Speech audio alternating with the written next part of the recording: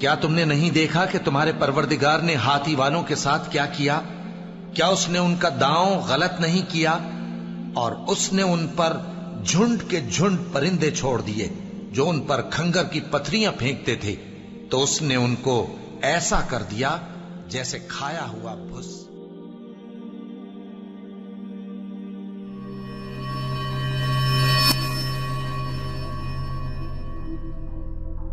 ابرہا governor یعنی حاکم تھا یمن کے شاہ حبشہ نجاشی کی طرف سے۔ یہ وہ نجاشی نہیں تھا جس کے پاس نبی صلی اللہ علیہ وآلہ وسلم کے صحابہ کرام نے ہجرت کی، بلکہ اس کے والد نجاشی نے یمن کا کچھ حصہ فتح کیا ہوا تھا، جو اس نے اپنا حاکم بھیجا ہوا تھا جس کا نام ابرہا تھا۔ ابرہا نجاشی کا حاکم تھا یمن میں، اور وہ دیکھتا ہے کہ ہر سال اس کے لوگ شمال کی طرف جاتے ہیں، تو وہ پوچھتا تم لوگ کہاں جا رہے ہو؟ لوگ کہتے ہم حج پہ جا رہے ہیں، ہم حج پہ جا رہے ہیں۔ وہ کہتا کیوں، وہاں کیا ہے؟ لوگ کہتے وہاں اللہ کا گھر کعبہ ہے۔ تو وہ کہتا میں تمہارے لیے گھر بناؤں گا جو تمہارے گھر کعبہ سے کہیں زیادہ بہتر ہوگا، اور تمہیں حج کے لیے یہیں آنا ہوگا۔ تو وہ ایک بہت بڑا گرجا گھر یعنی کلیسیا تعمیر کرواتا ہے یمن کے شہر صنعاء میں، کیونکہ وہ عیسائی تھا۔ تعمیر کروانے کے بعد وہ عیسائیوں کا سب سے بڑا گرجا گھر بن گیا جزیرہ نما عرب میں۔ وہ کہتا تھا تم سب کو یہیں آنا ہوگا، شمال میں کعبہ جانے کی بجائے۔ وہ چاہتا تھا کہ وہاں لوگوں کا میلہ لگ جائے بہت سی وجوہات کی بنا پر، وہاں عبادت کرنے کے لیے، کاروباری وجوہات کی بنا پر۔ اگلے سال جب یمن کے لوگ پھر سے حج کرنے کے لیے کعبہ چلے گئے تو اس کو بہت غصہ آیا، اور غصے میں آ کے اس نے قسم کھائی کہ میں یہ گھر ہی ڈھا دوں گا، لہٰذا لوگ ضرور میرے گھر آئیں گے۔ اس نے کہا کوئی مسئلہ نہیں، میرے پاس ایک ہاتھی ہے، ایک بڑا ہاتھی، ہم ہاتھی کو لے جائیں گے اور اپنی فوجوں کے ساتھ آگے بڑھیں گے۔ اس لیے وہ اپنی فوج کو جمع کرتا ہے، کیونکہ وہ حبشہ سے تھے لہٰذا ان کے پاس ہاتھی تھا، ورنہ جزیرہ نما عرب میں ہاتھی قدرتی جانور کی حیثیت سے نہیں رہتے تھے، لیکن کیونکہ وہ افریقہ سے تھے لہٰذا اس کے پاس ایک ہاتھی تھا، اور وہ ہاتھی کو جنگ کی تربیت دینے سے واقف تھے۔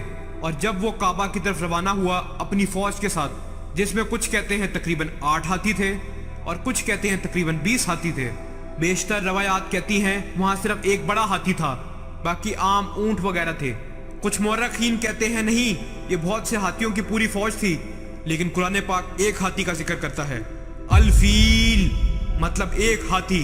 تو اصحاب فیل یعنی ہاتھی والے لوگ، بڑا بہت بڑا ہاتھی، اور وہاں فوجیں تھیں جو ہاتھی کے ساتھ آئی تھیں۔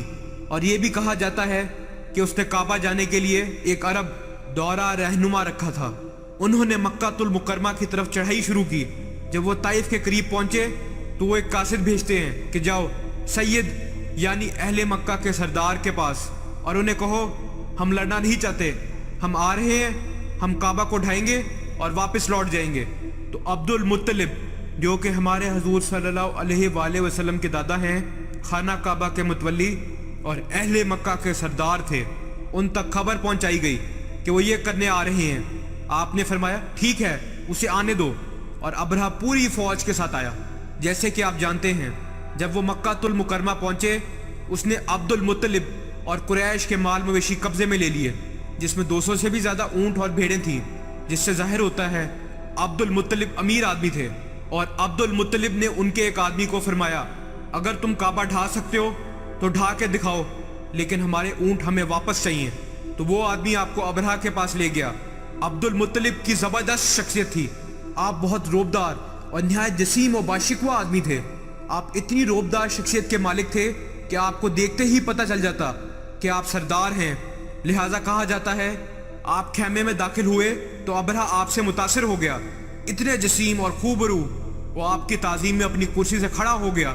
وہ آپ سے کہتا ہے مجھے آپ سے کوئی مسئلہ نہیں، آپ بس شہر سے چلے جائیں اور میں آپ کے گھر کو ڈھا دوں گا، اور مجھے تم لوگوں سے کوئی مسئلہ نہیں، ذاتی کچھ بھی نہیں ہے، میں صرف آپ کی عبادت گاہ کو ڈھانا چاہتا ہوں۔ پھر عبد المطلب نے فرمایا میں آپ سے گھر کے بارے میں بات کرنے نہیں آیا ہوں، میں آپ سے کعبہ کے بارے میں بات کرنے نہیں آیا، میں آپ سے اپنے اونٹوں کے بارے میں بات کرنے آیا ہوں۔ اور تب ابرہا نے عبد المطلب کے لیے تمام احترام کھو دیا، اور اس نے کہا کہ میں تمہارے مقدس گھر کو ڈھانے آیا ہوں اور تم مجھ سے اپنے اونٹوں کے بارے میں بات کرنے آئے ہو۔ ابرہا نے سوچا کہ شاید عبد المطلب اپنے کعبہ کے بارے میں بحث کرنے والے ہیں، اور اس لیے وہ آپ کی تعظیم کر رہا تھا۔ اور پھر جب آپ نے اپنے اونٹوں کا مطالبہ کیا تو اس نے کہا میں نے آپ کے لیے تمام احترام کھو دیا۔ پھر عبد المطلب نے زبردست جواب دیا جو دل سے سننے والا ہے۔ عبد المطلب نے فرمایا کعبے کے ایک مالک ہیں جو اس کی حفاظت فرمائیں گے، اور اونٹوں کا مالک میں ہوں تو ان کی حفاظت کا ذمہ میرا ہے۔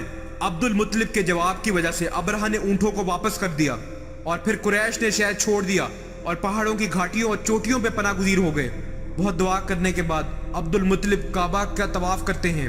اس کے بعد عبد المطلب کعبے کا دروازہ پکڑ کر اللہ سے التجا کر رہے ہیں کہ او اللہ، ہم اس فوج سے نہیں لڑ سکتے، وہ ہمارے سے بہت مضبوط ہیں، ان کے پاس ہاتھی ہے اور ہزاروں آدمی ہیں، آپ ہماری مدد کریں، آپ اس کی حفاظت فرمائیں۔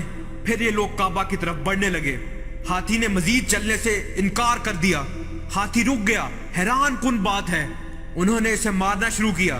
ہاتھی مزید نہیں چلا۔ انہوں نے جب اس کا رخ موڑ کے اسے پیٹا، وہ بھاگ گیا۔ جب انہوں نے اسے روکا اور اس کا رخ موڑا تو وہ پھر سے رک گیا۔ سبحان اللہ، کس نے روکا اسے؟ اللہ سبحانہ و تعالیٰ نے۔ وہ بحث کر رہے تھے کہ کیا کریں، اتنے میں پرندے آ گئے۔ وہ دیکھتے ہیں پرندے جو پتہ نہیں آسمان میں کہاں سے آئے۔ ان پرندوں میں سے ہر ایک کے پاس 3 کنکر کی پتھریاں تھیں۔ ہر کنکر کی پتھری بہت چھوٹی تھی، چھوٹی چھوٹی کنکریاں مٹی سے بنی ہوئی، اور بہت اونچائیوں سے جب ابابیل کے اس لشکر نے ابرہہ کی فوجوں پہ زور سے سنگ باری کی اور کنکریاں اتنی زور سے نیچے آئیں، آج ہم گریوٹی کے بارے میں پڑھتے ہیں اور بے شمار چیزوں کے بارے میں۔ واللہ اگر آپ سورہ فیل کی اس تشریح پر نگاہ ڈالیں تو آپ سمجھ جائیں گے، جب اتنی اونچائیوں سے کنکریاں گرائی گئیں تو کنکریاں ان لوگوں کے جسم کو چیرتے ہوئے زمین پہ گرتی اور انہیں موقع پہ ہی ہلاک کر دیتی، اور لوگ دیکھ رہے تھے۔ اللہ اکبر! کیا عبد المطلب نے کہا نہیں تھا کہ کعبے کے ایک مالک ہیں جو اس کی حفاظت فرمائیں گے؟ تمہیں یاد رکھنا ہوگا کہ اس دن سے لے کے آج تک کعبہ کی حفاظت اللہ سبحانہ و تعالیٰ فرما رہے ہیں، تو یہ عذاب اللہ سبحانہ و تعالیٰ کا بھیجا ہوا تھا۔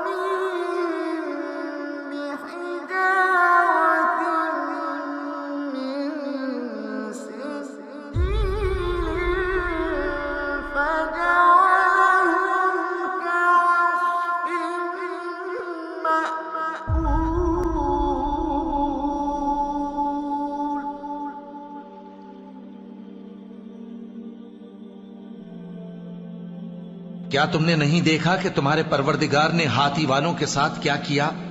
کیا اس نے ان کا داؤں غلط نہیں کیا؟ اور اس نے ان پر جھنڈ کے جھنڈ پرندے چھوڑ دیے جو ان پر کھنگر کی پتھریاں پھینکتے تھے، تو اس نے ان کو ایسا کر دیا جیسے کھایا ہوا بھس۔